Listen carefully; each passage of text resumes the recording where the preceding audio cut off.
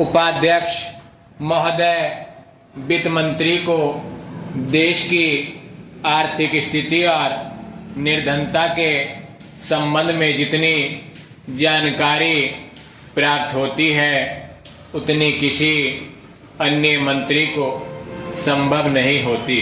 Budget बनाते समय वैसे तो बजट में आय व्यय का ब्यौरा होता ही है, लेकिन मूल रूप से देश की आर्थिक नीतियों में किस प्रकार का परिवर्तन हो तथा किस मार्ग पर वह देश को चलाना चाहते हैं, सरकार का लक्ष्य क्या है, इन सब नीतियों का बजट में विवरण होता है। हमारे वित्त मंत्री चाहे जिस पद पर भी रहे हों, चाहे वे मुख्यमंत्री रहे हों या केंद्रीय सरकार में रहे हों, उन्होंने शानदार काम किया है। जिस समय उन्होंने बजट प्रस्तुत किया उस समय देश को और विशेष रूप से गरीबों को उनसे बहुत सी आशाएं थी। देश में लगभग 6 लाख गांव हैं,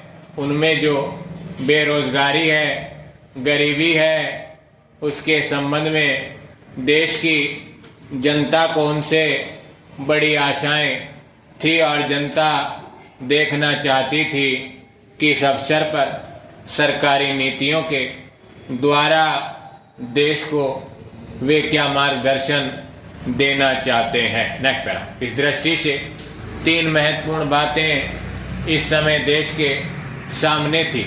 देश का आर्थिक विकास तेजी से हो, अधिक लोगों को काम मिल सके और मूल्यों में स्थिरता आए। जहां तक इन 3 उद्देश्यों का संबंध है, हमने देखा है कि उस और कुछ प्रयत्न हुए हैं। विशेष रूप से गरीबी हटाओ के संबंध में इस देश में जो चर्चा चल रही है, इस बजट में कुछ सीमा तक उसका उल्लेख मिलता है, क्योंकि जितने भी प्रत्यक्ष कर लगे हैं वे ज़्यादातर धनी लोगों पर और विशेष रूप से शहर के लोगों पर लगाए गए हैं। इस तरह से जो एक प्रकार की आर्थिक असमानता हमारे देश में चल रही है, उसको दूर करने का प्रयत्न अवश्य किया गया है। लगभग 5 दशक पूर्व जब हमारा देश स्वतंत्र हुआ था, उस समय देश में जितने सरकारी कर्मचारी थे